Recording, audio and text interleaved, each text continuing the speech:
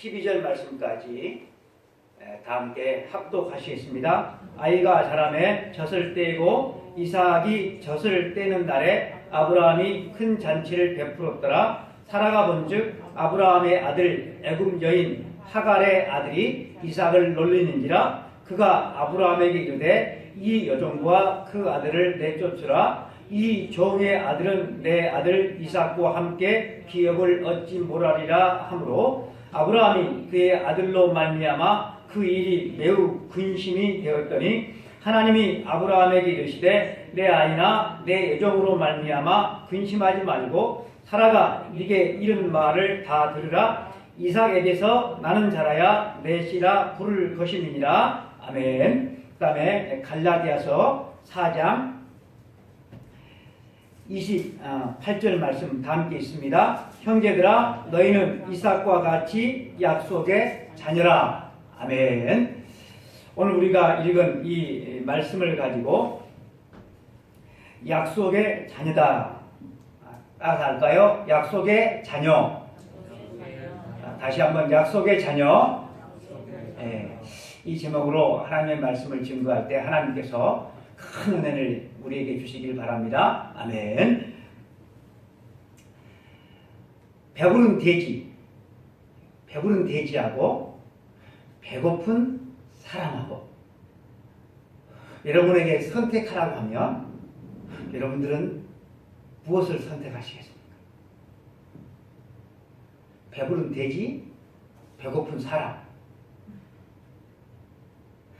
제가 질문을 드렸는데 여러분 이 질문이 막 고민이 돼가지고 뭘 선택하지? 어떻게 선택하지?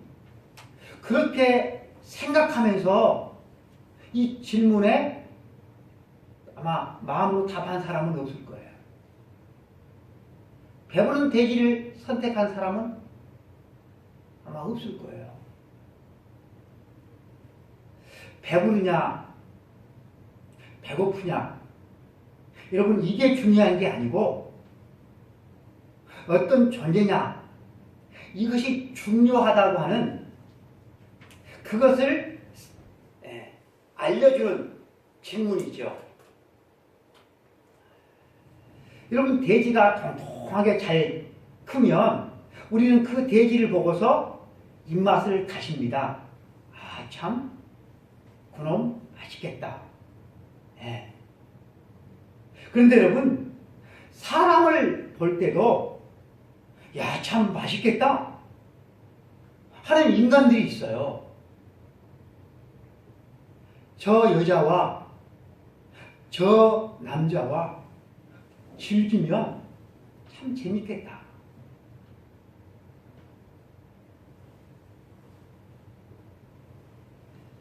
보디발의 아내가 미소년 자기 집에 종으로 팔려온 요셉을 보고서 그 요셉의 그 아름다움에 뿅 가가지고 그 요셉과 막 동침하고 싶어서 막 애가 타지 않습니까?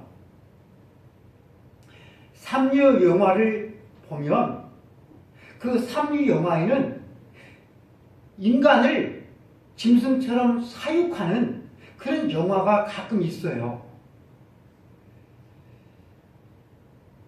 여자는 남자의 놀이객감으로 쓰기 위해서 사육을 하고요. 또 남자는 격투 경기에 내보내가지고 아주 폭력을 좋아하는 사람들의 그런 즐거움을 주기 위해서 남자를 사육하고요. 이도저도 아닌 사람들은 노동력 착취를 위해서 사육을 합니다. 그래서 이를 목적으로 그 사람들을 배불리 먹입니다. 여러분 사람이 배불리 먹는다고 그것이 사람답게 사는 것은 아니죠. 정상적인 인간이라고 한다면 배불리 먹을 수 있는 환경인가? 아닌가? 이런 환경의 문제보다 어떻게 사느냐? 여러분, 이것을 더 소중히 여깁니다. 본질이 환경이 아니라 존재가 본질이다라고 하는 것이죠. 존재가 더 중요하다고 하는 것이죠. 그런데 많은 사람들은 사는 목적이나 그리고 신앙생활하는 목적이 인간의 존엄성에 있지 않고 환경에 있음을 보게 됩니다. 하나님, 배부르게 해주세요. 하나님, 마음껏 쓰고 싶은 거 쓰고 먹고 싶은 거 먹고 살 수 있도록 하나님 복을 주세요. 그렇게 되면 하나님께서 나를 사랑하셔서 복을 주셨구나 하면서 그렇게 간증을 합니다. 반면에 열심히 신앙생활을 하는데도 불구하고 여전히 삶이 어려우면 뭐라고 합니까? 복을 못 받았다고 합니다. 잘 먹고 잘 사는 사람을 일컬어서 복 있는 사람, 복 받은 사람 이렇게 말을 하고 반대로 찌질하게 사는 사람을 복 없는 사람, 복 못 받은 사람이라고 그렇게 말을 합니다. 사람들은 이런 안경을 쓰고 사람들을 바라봐요. 문제가 무엇입니까? 사람을 보는, 세상을 보는 그 기준이 틀렸다라고 하는 것이죠. 예수님의 비유에 어떤 부자가 농사를 지었는데 농사가 대풍이 났어요. 여러분, 아무리 열심히 노력을 해도 노력을 해도 하나님께서 도와주지 않으면 농사는 잘 안 되죠. 네. 옛날도 그렇고 지금도 그래요. 그러니까 여러분, 이 부자가 대풍이 됐다라고 하는 것은 하나님으로부터 큰 은혜를 입은 것이죠. 근데 하나님으로부터 큰 은혜를 입은 이 부자가 하나님께 감사할 생각은 하지도 아니하고 이제는 부족함이 없이 되었으니 먹고 마시며 즐기자 그렇게 생각을 하죠. 이때 하나님께서 이 부자에게 뭐라고 말씀하십니까? 오늘 밤 네 영혼을 내가 가지고 가면 네가 가득 쌓아놓은 그 재물이 누구 것이 되겠느냐라고 묻잖아요. 여러분, 이 비유를 볼 때 하나님께서 중요하게 생각하는 것이 창고에 가득 쌓아놓은 재물이 아니라 그 사람의 영혼이다라고 하는 것이죠. 하나님은 재물을 귀중하게 여기는 것이 아니라 각 사람의 생명, 그 영혼을 소중히 여긴다라고 하는 것입니다. 여러분, 배부르다라고 하는 이 말 속에는 많은 의미가 내포되어져 있습니다. 출세, 성공, 좋은 학교, 좋은 직장, 좋은 집, 이런 것들이 다 내포되어져 있어요. 그런데 여러분, 제가 방금 말씀드린 이런 것을 싫어하는 사람은 한 사람도 없어요. 목회자들도 마찬가지입니다.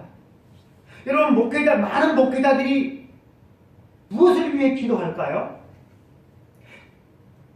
따지고 보면 목회자들도 배부르게 해주세요 인 것 같아요. 배부르게 해주세요. 하나님, 많은 교인을 보내주세요. 하나님, 우리 교회도 큰 교회 되게 해주세요. 하나님, 유명한 목사 되게 해주세요. 이런 것을 가지고 목사님들이 기도하는 것 같습니다. 그렇게 해서 이렇게 되면 복 있는 목사가 되는 것이고, 저같이 되면 복 없는 목사가 되는 거예요. 사람들이 신앙생활을 하든지 안 하든지 관심이 이렇게 환경에 있지만, 하나님은 환경에 관심이 있는 것이 아니라 누구에게 관심이 있다고요? 사람에게, 사람의 영혼에 관심이 있다라고 하는 것입니다. 여러분, 우리가 나중에 다 하나님 앞에 서게 될 텐데, 하나님 앞에 우리가 다 섰을 때 하나님께서 우리가 이렇게 말하죠. 하나님, 나 이렇게 많이 모았어요. 나 이렇게 많이 모았어요. 나 이렇게 많이 가졌어요. 그렇게 말하면 하나님께서 그래, 너 참 잘했다 하시면서 우리 하나님께서 칭찬하실 것 같습니까? 모든 사람들이 다 그런 것은 아니지만 대부분의 사람들의 삶의 이야기를 들어보면 삶의 애환이 참 많은 것 같습니다.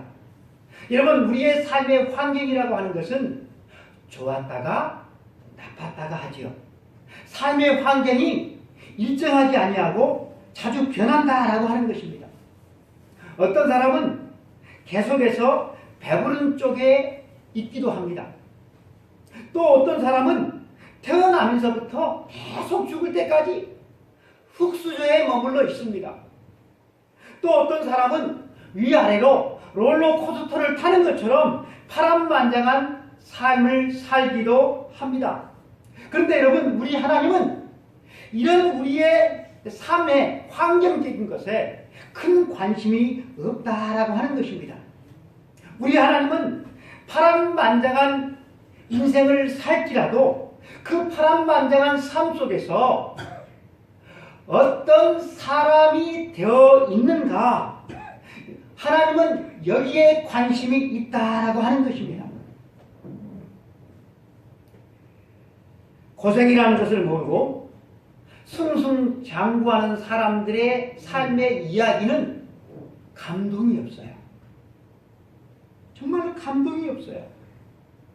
그러나 많은 시련 앞에서도, 많은 어려움 앞에서도 거기에 굴하지 아니하고 끝까지 믿음으로 이겨낸 그 사람들의 삶의 이야기는 여러분이 형언할 수 없는 감동이 있습니다. 그런데 여러분, 우리가 성경을 볼 때 요셉의 이야기는 감동이 있어요. 다윗의 이야기도 감동이 있어요. 다니엘의 이야기도 여러분 감동이 있어요.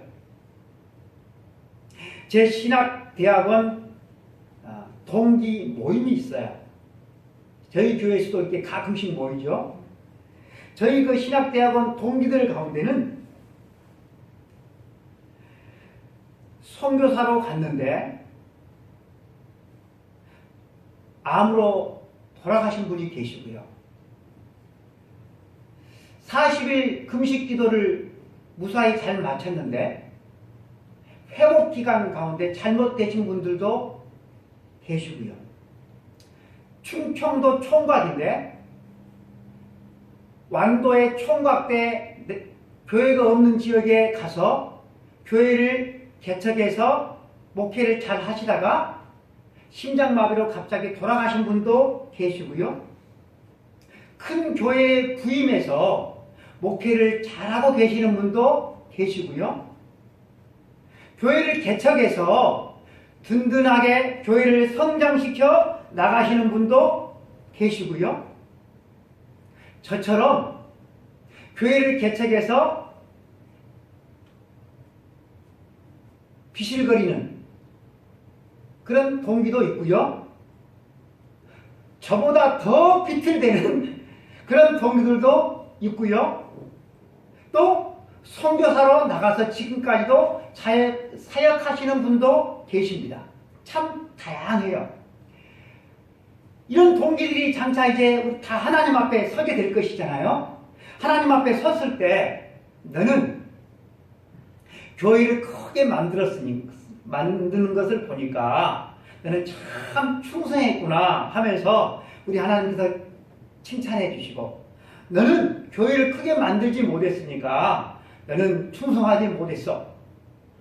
그러면서 책망해 주시고. 여러분, 하나님께서 그렇게 하실 것 같습니까?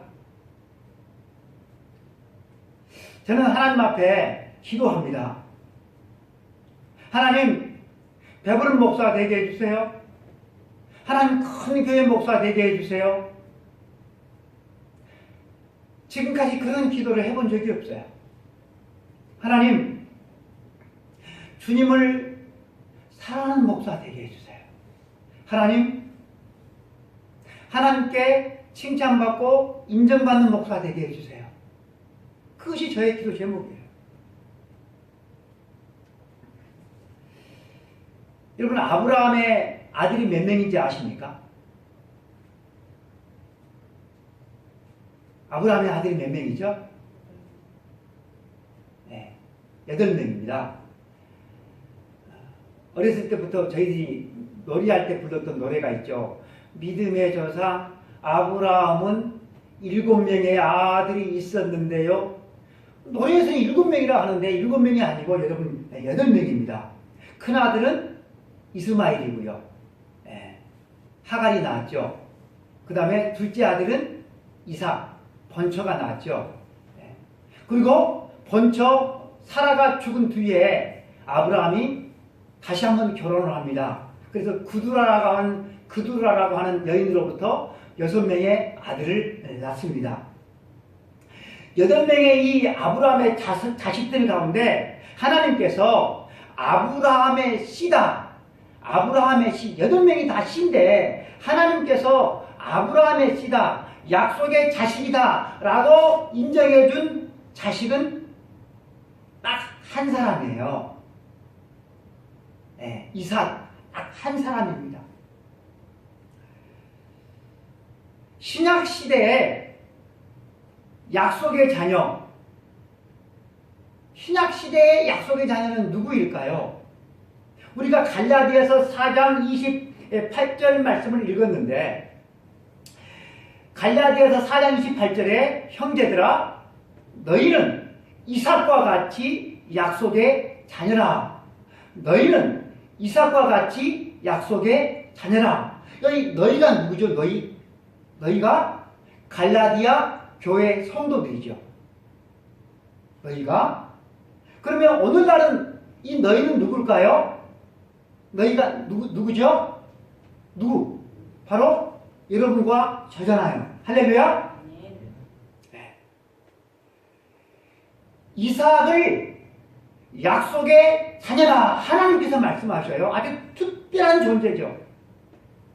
여러분 창세기가 총 50장까지 있는데 이 창세기 전체 이야기는 이 하나님의 약속의 자녀와 약속의 자녀가 아닌 사람들과 갈등과 투쟁의 이야기가 여러분 창세기의 전체 이야기입니다.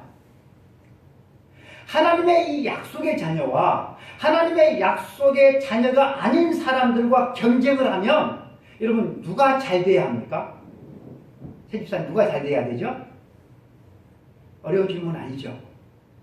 하나님의 약속의 자녀가 잘 돼야죠. 그래서 이삭은 하는 것마다 성공해야 되고 자식도 아주 번창해야 되고 반면에 이스마엘은 하는 것마다 망해야 되고 그리고 제 명대로 살지 못하고 죽어야만 하죠. 시편 1편에 말씀하지 않았습니까? 복 있는 사람은 시냇가에 심겨진 나무와 같아서 시절을 좇아서 풍성한 열매를 맺는다. 모든 것이 형통한다. 그렇게 말씀을 했고요. 그러나 악인은 바람에 나는 겨와 같아서 바람이 불면 후 날려버린다 라고 말씀했지 않습니까? 그래서 여러분 이스마엘은 바람에 나는 겨와 같아요. 이삭은 시냇가에 심겨진 나무와 같아서 잘 돼야 돼요. 잘 돼야 돼. 그런데 여러분 실제로 그랬느냐라고 하는 것이죠. 실제로 그랬느냐. 이스마엘의 자식이 몇 명인지 아세요? 이스마엘의 자식은 몇 명이죠? 12명입니다. 창세기 25장 12절 이하에 보면 이 이스마엘의 족보가 나와 있어요. 3명의 여인으로부터 12명을 낳습니다. 여러분 이 이스마엘은 기도하지 않는데도 아들을 잘만 낳아요. 그런데 약속의 자녀인 이 이삭의 아내는 임신이 안 돼. 그래서 이삭이 아내를 위해서 간절히 기도하니까 하나님께서 자식을 주시죠. 쌍둥이. 에서와 야곱 둘 낳고 땡이야, 땡. 상식적으로 이스마엘의 아내들은 임신이 안 돼야 되는데 12명이나 낳고요. 반면에 이삭은 자식을 많이 낳아서 아주 창대해야 되는데 반대였다라고 하는 것입니다. 약속의 자녀는 이삭 한 사람, 약속의 자녀가 아닌 사람은 8명이나 있으니까 7사람. 그렇죠? 그리고 이 약속의 자녀 이삭은 딱 2사람. 아들 딱 둘 낳아요. 근데 약속의 자녀가 아닌 이스마엘은 몇 명 낳았다고? 12사람. 그리고 그두라의 자녀인 6명이 성경에 몇 명이나 낳았는지 기록이 되지는 않았지만 많이 낳았을 거예요. 많이 낳았을 거예요.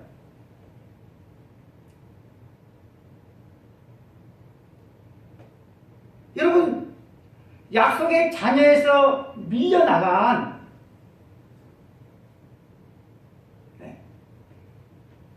야곱이 아닌 에서가 여러분 몇 명을 낳죠? 여러분 에서가 몇 명 낳은 줄 알아요? 에서도 여러분 6명을 낳아요. 야곱이 12명을 낳을 때 다른 자식들은 헤아릴 수 없이 후손들을 많이 낳아요. 약속의 자녀는 미약했고 약속의 자녀가 아닌 사람들은 창대해 갔다라고 하는 것입니다. 하지만 눈에 보이는 것이 전부가 아니다. 우리들이 눈으로 보고 있는 것이 전부가 아니다. 그 사실을 하나님은 성경을 통해서 우리들에게 보여주십니다. 아브라함이 100세의 아들을 하나 낳았는데 그 아들이 누굽니까? 이삭이지요. 그렇죠? 이삭이에요. 아브라함이 100세의 이삭을 낳을 때 아브라함의 큰아들 이스마엘은 14살이었어요. 이삭이 자라서 젖을 떼서 돌잔치 같은 것을 이제 합니다. 집에서. 그래서 우리는 1살 됐을 때 돌잔치를 하는데 젖을 뗐다라고 하니까 아마 만약 이렇게 2살이나 됐다고 생각을 하면 이삭이 2살이 되면 이스마엘은 몇 살이 되는 거죠? 16살이 되는 것이죠. 여러분 16살 정도가 되면 눈치코치 다 있는 거죠. 집안 분위기를 다 아는 거죠. 여러분 이삭이 태어나기 전까지만 해도 여러분 이 이스마엘은 그 집안의 자랑이었어요. 기쁨이었어요. 아주 귀한 도련님이었어요. 그런데 이삭이 태어나는 순간 이 이스마엘은 찬밥 신세가 됩니다. 아버지가 자기를 바라보는 것도 예전만 같지 않음을 느꼈을 거예요. 집안에 있는 많은 종들이 자기를 대하는 것도 예전만 같지 않음을 느꼈을 거예요. 이 찬밥이 된 이스마엘이 이삭의 잔치날 때 이삭을 놀리는 것을 누가 보죠? 이삭의 어머니 사라가 봅니다. 그것을 보고서 남편에게 가서 저 요종의 아들과 요종을 집안에서 내쫓으라고 아주 바가지를 그냥 끄떡 긁습니다. 여러분 맨 처음 아브라함에게 이 하갈을 준 여자가 누구죠?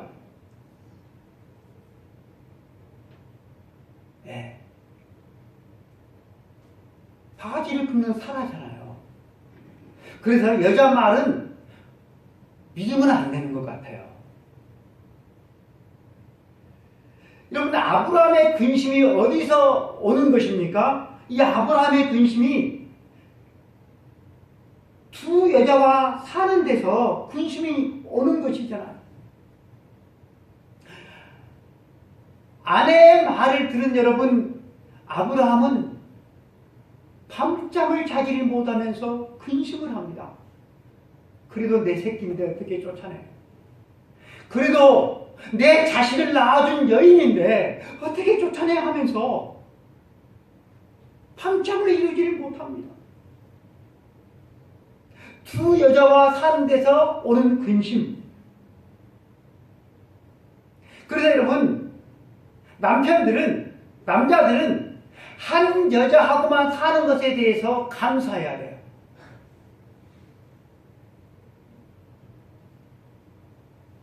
그래서 조집사님도 다음 주에 올 때는 여기 이제 다 감사한 걸 갖고 와야 돼요.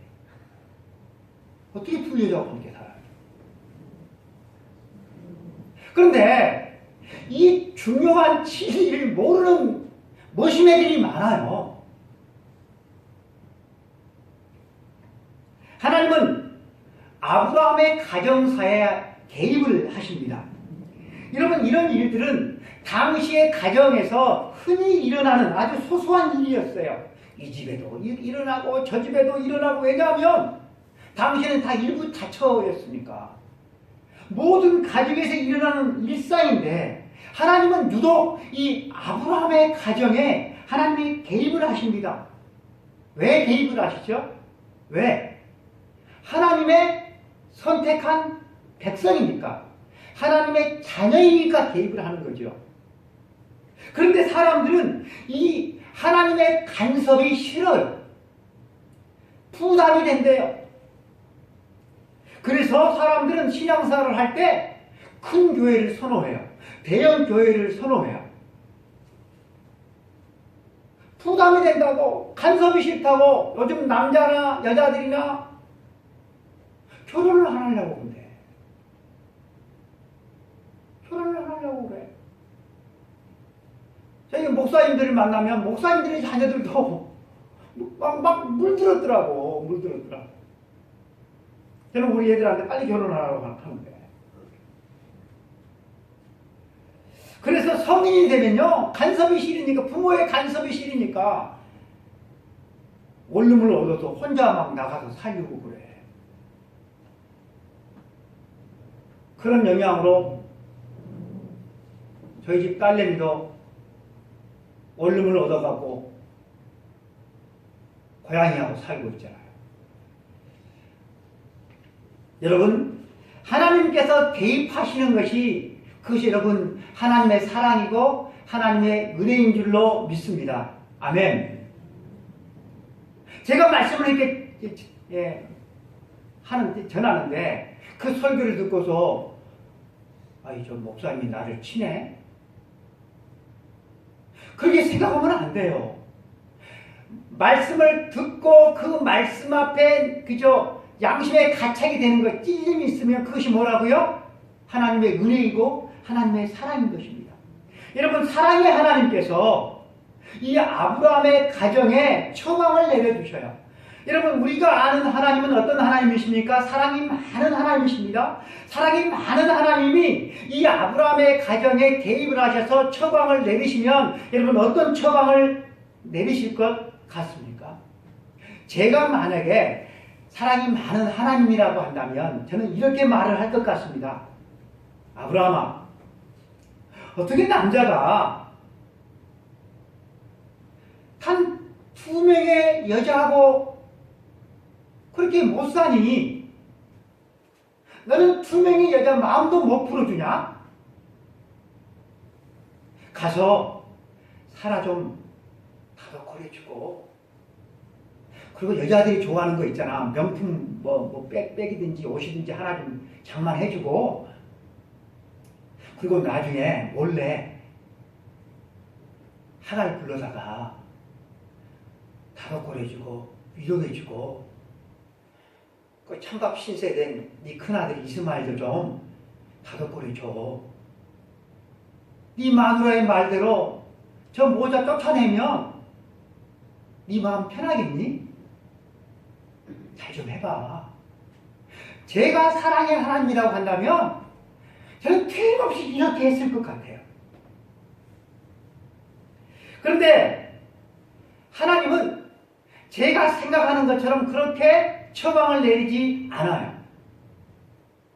그 하나님의 처방이 12절 말씀에 나와 있어요. 성경을 펴신 분들은 함께 읽어보겠습니다. 하나님이 아브라함에게 이르시되 내 아이나 내 여종으로 말미암아 근심하지 말고 사라가 내게 이런 말을 다 들으라. 이삭에게서 나는 자라야 내 씨라 부를 것임이니라. 불쌍히 여길 필요 없다. 쫓아내라. 너무너무 냉정하고 조금의 자비도 없는 것 같습니다. 쫓아내라! 라고 하시면서 하나님께서 조건을 달아요. 그 전제가 무엇인고 하며 이삭에게서 나는 자라야 내 씨다 라고 말씀하시는 것입니다. 그래서 하나님께서 당신을 소개할 때 나는 아브라함의 하나님이요, 나는 이삭의 하나님이요, 나는 야곱의 하나님이다 라고 말씀하시는 것입니다.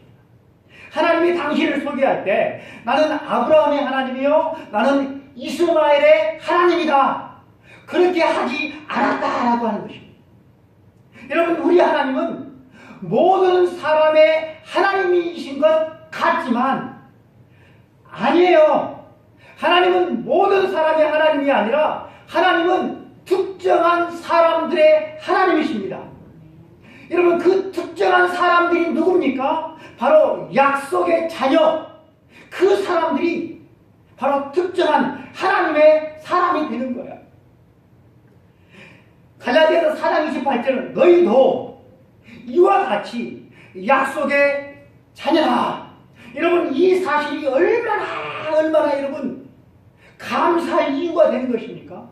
여러분, 우리가 이스마엘에 속했다든지 에서에 속했다든지 아니면 구드로의 자손에 속하였다고 한다면 여러분, 이것보다 더 큰 비극은 아마 없을 것입니다.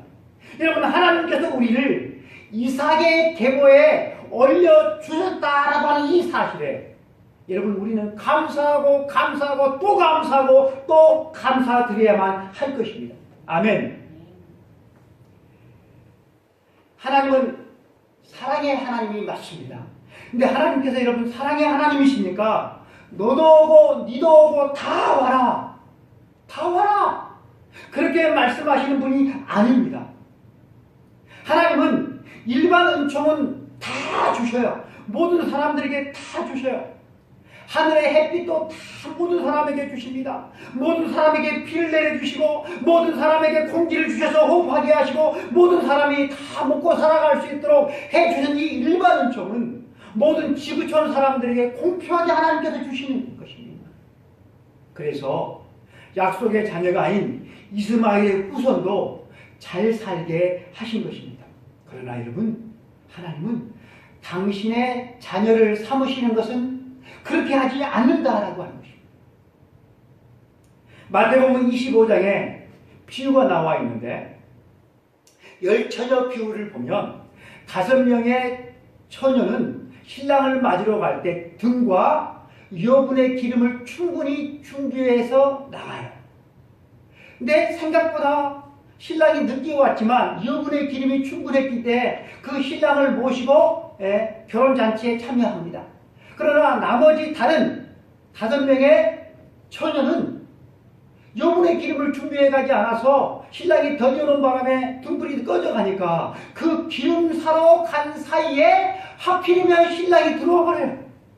나중에 기름을 사가지고 와서 문을 두드리면서 문을 좀 열어달라고 하니까 안에서 무슨 소리가 들립니까? 나는 너희를 모른다. 그래서 이 5명의 처녀가 어떻게 합니까? 바깥 어두운 데서 쫓겨나서 이를 가면서 슬피 울게 된다라고 여러분 우리 주님께서 말씀하지 않습니까? 다른 비유도 마찬가지입니다. 주인이 먼 나라로 가면서 자기의 종 3사람을 불러서 5달란트, 2달란트, 1달란트 각각 맡기죠. 그런데 5달란트를 받고 2달란트를 받은 종에게는 작은 일에 충성했다. 그렇게 칭찬을 하시면서 주인의 즐거움에 참석하자. 그렇게 합니다. 그러나 1달란트 받은 사람은 악하고 게으른 종아 책망하시면서 바깥 어두운 곳으로 내쫓으라고 여러분 하지 않습니까? 여러분 우리 주님께서 무엇을 말씀하시는 것입니까? 평상시 때는 다 서로 섞여서 살아가기 때문에 누가 약속의 자녀인지 아닌지 여러분 모릅니다. 여러분, 우리가 사는 이 세상에서 남들의 부러움을 사는 삶을 살아가는 그런 사람들도 있지만 아주 힘들게 살아가는 그런 사람들도 있습니다. 그런데 여러분, 하나님께서는 아주 결정적인 순간에 하나님의 자녀인 사람과 하나님의 자녀가 아닌 사람들과 하나님은 이렇게 구분하신다는 사실입니다.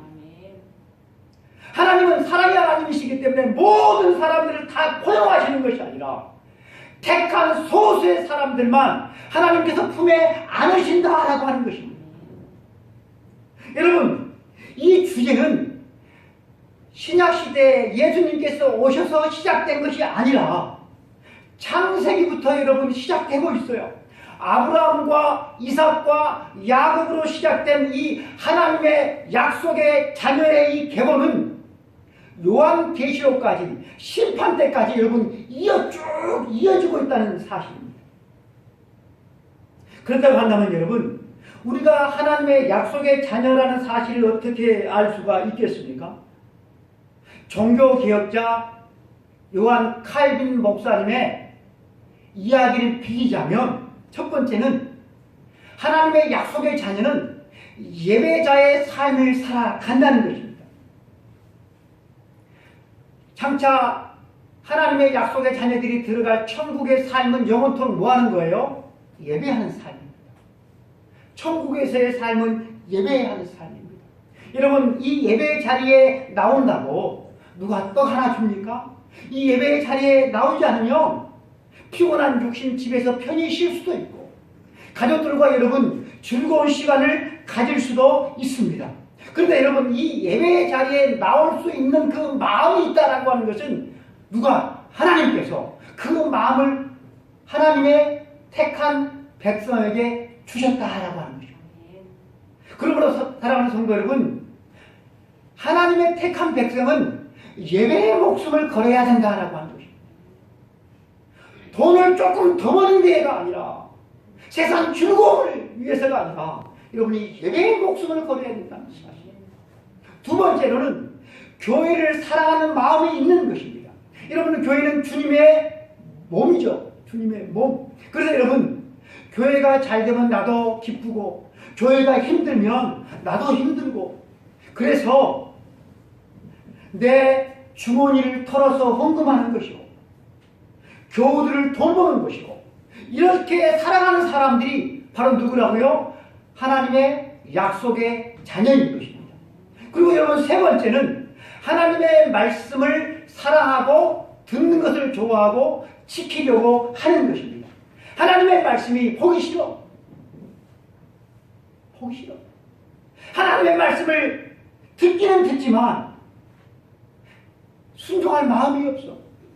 여러분, 그런 사람이 어떻게 하나님의 약속의 자녀가 되겠습니까?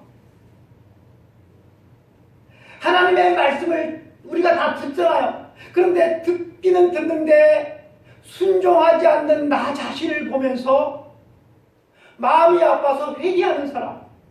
여러분, 그 사람이 누구라고요? 하나님의 약속의 자녀가 되는 것입니다. 사랑하는 성도 여러분, 이 세상살이에서 우리 모두는 배고플 수도 있고 배부를 수도 있습니다. 건강할 수도 있고 병약할 수도 있습니다. 여러분, 일이 잘 될 수도 있고 일이 안 될 수도 있습니다. 우리의 삶의 현실은 다양하게 우리에게 머물 수가 있는 것입니다. 그러나 그것이 우리 삶의 본질이 아니다라고 하는 것입니다. 여러분, 우리 삶의 본질은 환경과 상관없이 하나님을 믿고 하나님을 경외하며 살고 있는가 아닌가 하는 것이 여러분 우리의 삶의 본질이 되는 것입니다. 여러분, 하박국 선지자는 되는 것이 하나도 없었어요.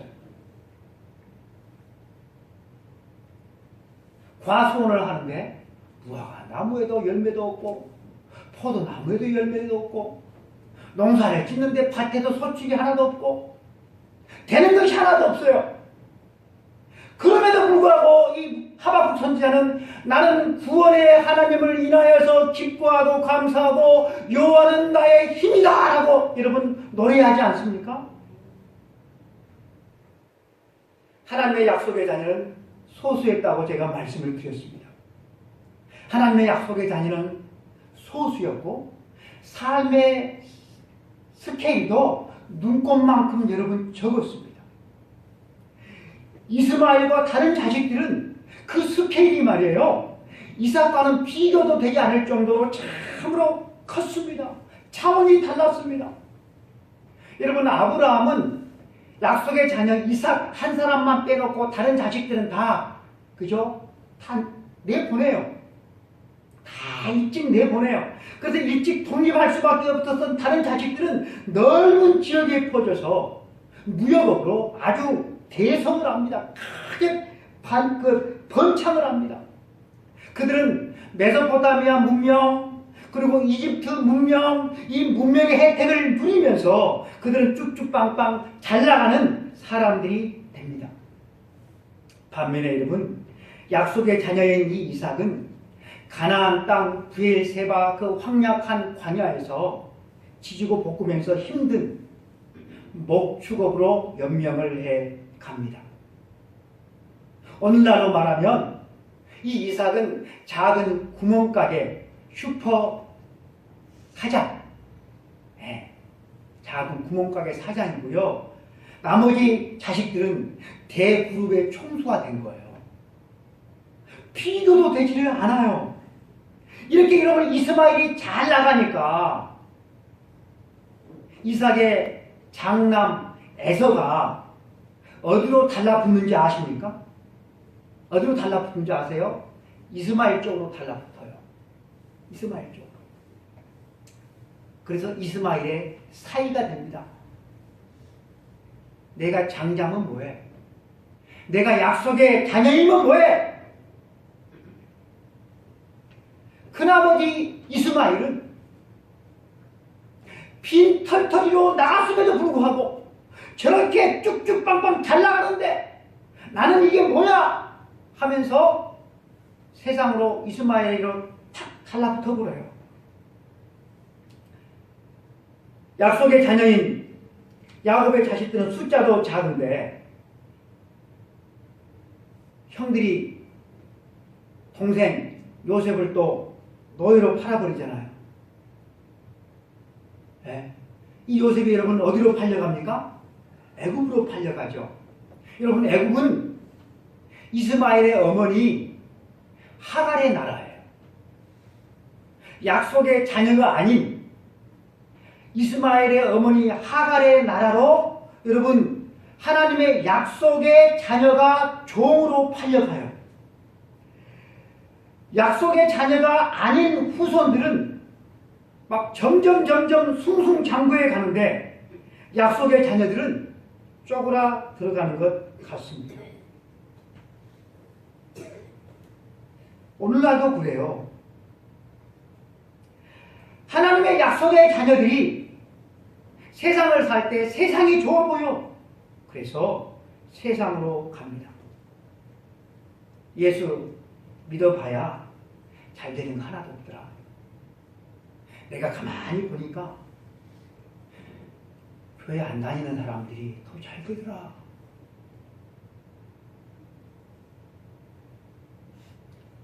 여러분, 그래서 세상으로 나간 사람들이 여러분 한둘이 아니에요. 여러분, 우리 교회 나간 사람도 많아요. 그러나 여러분, 성경이 여기서 끝난 것이 아니라고 하는 사실입니다. 노예로 팔려간 이 요셉이 여러분 어떻게 됩니까? 요셉이 노력으로 된 것이 아니에요. 하나님께서 요셉을 높이셔서 애굽의 총리가 되잖아요. 그리고 기근으로 말미암아 다 죽게 된 이 애굽 사람들을 누가 먹여 살립니까? 바로 이 요셉이 먹여 살리잖아요. 여러분, 성경이 무엇을 말씀하고 있습니까? 당장은 좀 힘들고 되는 것이 없더라도 세상 보면서 침질질 흘리지 말고 끝까지 하나님을 믿고 인내하며 여러분 견뎌 내라고 하는 것입니다. 언제까지요? 하나님께서 나를 높여 주실 때까지. 언제까지요? 주님께서 오실 때까지. 사랑하는 성도 여러분, 삶이 힘겨워도 하나님의 약속의 자녀라고 하는 우리의 신분을 여러분 우리는 망각해서는 안 돼요. 세상에 배불리 먹는 편한 삶을 우리는 부러워해서는 안 되고 하나님의 약속의 자녀로 세상을 살아라라고 하는 것이 여러분 하나님의 간절한 바람입니다. 하나님께서 끝내는 높여 주실 것입니다.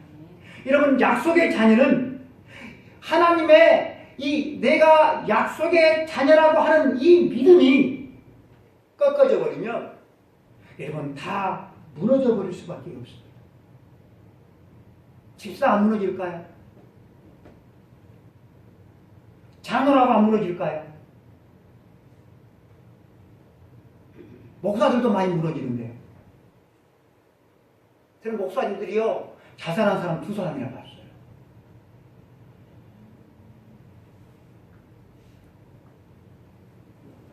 세상 것 다 가져도 여러분 하나님의 약속의 자녀 하나님의 택한 백성이 아니라고 한다면 여러분 다 허무한 것입니다. 그런 것 없어도 하나님의 약속의 자녀임을 확신한다면 그 사람은 참으로 복 있는 사람인 것입니다. 여러분 옛날에 저희가 불렀던 복음성가가 이런 복음성가가 있었어요. 세상 사람 날 부러워 아니하여도 나도 역시 세상 사람 부럽지 않네. 왜 세상을 부러워하지 않습니까? 나는 하나님의